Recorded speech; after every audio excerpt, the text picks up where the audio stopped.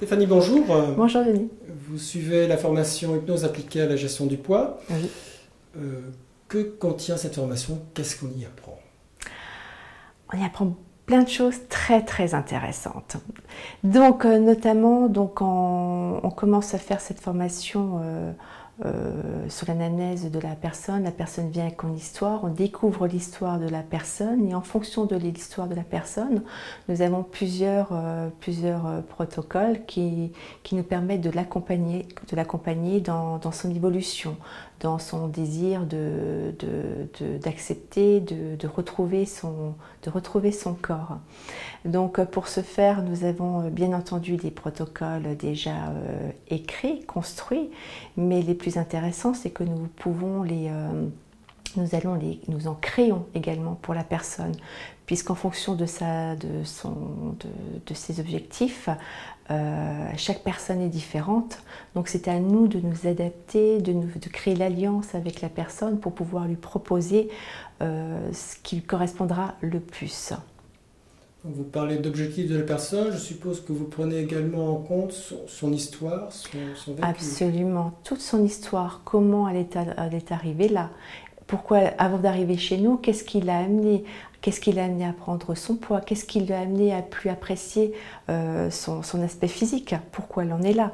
Donc on va voir les émotions, qu'est-ce qui se cache derrière ce poids. Et c'est une discussion que nous avons, des entretiens que nous avons avec elle, des protocoles que nous créons. Et bien entendu, c'est un travail qui se fait à deux. Quand je dis deux, c'est-à-dire la personne qui vient nous voir et nous, le thérapeute, qui allons avoir la discussion avec elle.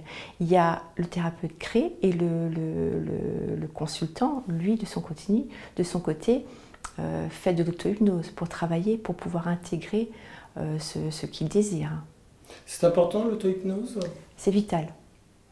Ça sert à rien. L'idée d'hypnoanalyse, c'est pas de faire à ce que les personnes viennent pendant 20 ans nous voir. Alors c'est vrai que ça serait confortable au niveau portefeuille, ça doit être très confortable. Mais pour la personne, il faut avoir les mots justes, il faut que la personne aide à travailler avec nous. C'est elle qui vient, on ne peut pas faire le travail à sa place. Donc elle a la possibilité de faire ça tous les jours, de pouvoir progresser. Comme ça, quand elle vient nous revoir, on peut continuer à travailler avec elle. Elle évolue et on évolue avec elle. D'accord. Et donc, quand vous lui enseignez la pratique de l'auto-hypnose, oui. Vous lui fournissez quelque chose de standard ou là encore, vous créez un protocole qui lui sera adapté? Toujours adapté. Toujours adapté à la personne. Et ce qui est adapté pour une personne ne sera pas pour la suivante, bien évidemment. D'accord. Adapté, personnalisé. Donc on est vraiment dans la personnalisation, dans la création. La personne qui vient nous voir, absolument. La personne qui vient nous voir, elle est unique. Elle a son histoire est unique. Donc à nous de travailler sur un protocole unique et de faire les autosuggestions, les auto-hypnoses, pardon, c'est quelque chose d'unique qui lui correspond. D'accord. Merci beaucoup Stéphanie. Merci Denis.